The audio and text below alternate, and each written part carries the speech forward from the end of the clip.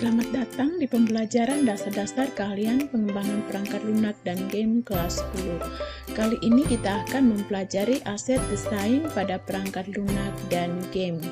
Part 1 dengan sub pembahasan konsep dasar aset desain perangkat lunak dan game. Yuk kita mulai. Elemen orientasi dasar pengembangan perangkat lunak dan game. Capaian pembelajarannya adalah pada akhir fase E, peserta didik mampu menggunakan perangkat dan aplikasi di bidang perangkat lunak dan game, seperti basis data, tools pengembangan perangkat lunak, ragam sistem operasi, penerapan pengelolaan aset dan user interface, grafis, tipografi, warna, audio, video, interaksi pengguna, dan menerapkan prinsip dasar algoritma pemrograman, varian dan invarian, alur logika pemrograman, flowchart, dan teknik dasar pemrograman. Tujuan pembelajarannya: 1. Peserta didik dapat mengidentifikasi tools di bidang pengembangan perangkat lunak dan game. Yang kedua, peserta didik dapat menjelaskan konsep dasar pengelolaan aset desain dan user interface. Yang ketiga, peserta didik dapat dengan kreatif dan mandiri membuat gambar menggunakan tool pengolah gambar. Nah, kata kuncinya adalah konsep dasar, tools, desain, grafis. Aset dalam desain pengembangan perangkat lunak. Semua kebutuhan atau bahan-bahan yang digunakan dalam perangkat lunak atau game. Aset dalam sebuah perangkat lunak atau game bisa berupa 2 dimensi, 3 dimensi, animasi, teks, gambar statis, ikon, efek suara, musik, atau elemen multimedia lainnya.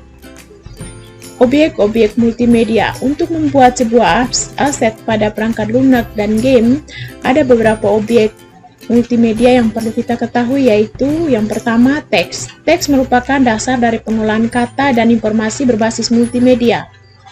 Teks bertujuan untuk menjelaskan informasi agar dapat dengan mudah dan cepat dipahami oleh pembacanya. Objek yang kedua, gambar. Secara umum, image atau grafik dapat berupa foto dan gambar. Manusia sangat berorientasi pada visual oriented, dan gambar merupakan sarana yang sangat baik untuk menyajikan informasi.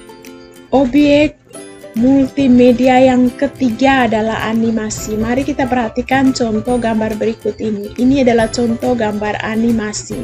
Animasi merupakan serangkaian gambar bergerak berurutan untuk menyajikan proses tertentu yang biasa dilengkapi teks, penjelasan, dan audio. Yang keempat, audio. Suara merupakan gelombang yang dihasilkan dari benda bergetar di udara. Benda bergetar tersebut mengakibatkan molekul yang terdapat di udara merapat, merenggang, dan menyebar. Jika sampai ke telinga manusia, akan terdengar suara. Pemanfaatan penggunaan multimedia. Multimedia pada perangkat lunak. Perkembangan teknologi menambah penggunaan multimedia dalam memenuhi kebutuhan komunikasi. Berbagai persoalan dalam multimedia pada perangkat lunak lainnya seperti chatting, e-learning, video conference, dan lainnya dapat disebut MOIP, Multimedia over Internet Protocol. Yang kedua, multimedia pada game. Beberapa game dilengkapi dengan animasi. Animasi yang mengandung gambar, video, teks, dan audio yang di dalamnya mengandung berbagai informasi memperkuat genre dari game tersebut. Contohnya, genre game yang berupa kuis, teks pada screen hanya berisi pertanyaan dapat dikomunikasikan menggunakan grafik. Tidak hanya aspek multimedia, tetapi aspek teknik juga diperlukan pada waktu merancang game. Penerapan multimedia dan game memerlukan pemrograman yang baik. Desain grafis. Menurut Blanchard, tahun 1986 mendefinisikan desain grafis sebagai suatu seni komunikatif yang berhubungan dengan industri seni dan proses dalam menghasilkan gambaran visual pada segala permukaan. Dari definisi itu dapat disimpulkan bahwa produk dari desain grafis merupakan gambaran visual yang merupakan suatu karya seni yang komunikatif yang dapat digunakan pada segala permukaan.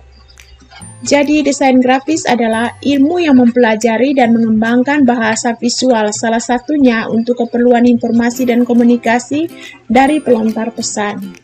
Pesan visual yang ingin disampaikan dapat berupa informasi produk, jasa, atau gagasan kepada sasaran, audiensi, secara komunikatif dan persuasif dengan tujuan publikasi, promosi, dan pemasaran. menggunakan media informasi misalnya televisi, website, majalah, surat kabar, dan brosur. Tools desain grafis. Adapun peralatan yang digunakan dalam desain grafis konvensional adalah sebagai berikut. 1. Drawing board atau meja gambar. 2. Box light, meja layout.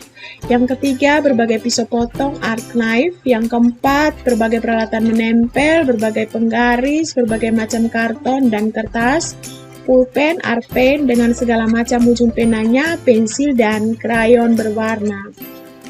Tools desain grafis pada masa digital. Semua tahapan desain grafis secara konvensional dapat dilengkapi atau digantikan dengan komponen sebagai berikut. Jadi masa kini tools desain grafis itu komponennya sebagai berikut. 1. Sistem hardware atau perangkat keras meliputi PC dan monitor.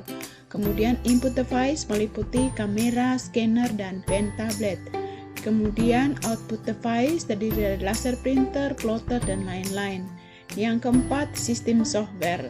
Perangkat lunak terdiri dari software pengolah kata, software paint, makeup, layout software, kemudian spreadsheet, software grafik, software clip art, dan software penunjang lainnya. Terima kasih, sampai jumpa. Jangan lupa di subscribe, like, komen, dan share.